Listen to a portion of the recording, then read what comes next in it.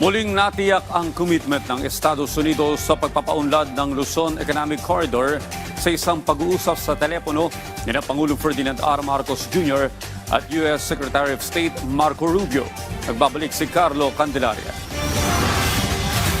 Nakipag-usap si Pangulong Ferdinand R. Marcos Jr. kay U.S. Secretary of State Marco Rubio. Sa isang phone call, tinalakay ng Presidente at ng kalihim ng Estados Unidos ang prioridad ng dalawang bansa sa larangan ng ekonomiya at seguridad, partikular ang pagsulong ng kapayapaan at seguridad sa South China Sea.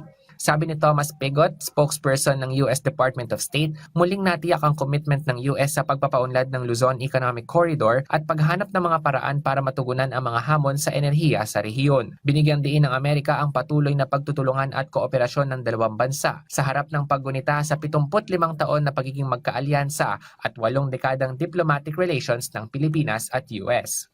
Ayon sa palasyo, ipinauubayan na nila sa Department of Foreign Affairs ang iba pang detalye, habang sinabi ni Palace Press Officer Undersecretary Claire Castro na natalakay sa usapan ni Pangulong Marcos at Secretary Rubio ang mga usaping pang-ekonomiya gaya ng information technology, business process management, energy at oil supply. Binigyan diin din nila ang kahalagahan ng kapayapaan at seguridad sa rehiyon, partikular sa West Philippine Sea. Ang pahayag na ito ay sumasailalim sa patuloy na pagpapatibay ng alyansa ng Pilipinas at Estados Unidos at sa magkatuwang na adhikain ng dalawang bansa para sa kapayapaan, kaunlaran at katatagan sa rehiyon. Samantala nakatakdang magbigay ng Coast Guard vessel ang Amerika sa Philippine Coast Guard. Ipinarating ni Yusek Castro ang mensahe ng PCG kaugnay nito, kung saan sinabing makatutulong ito sa pagpapanatili ng seguridad sa karagatan maging sa mga humanitarian operations gaya ng search and rescue.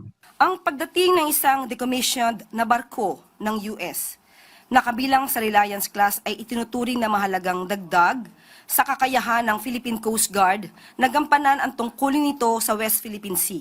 Carlo Luis Candelaria para sa Pambansang TV sa Bagong Pilipinas.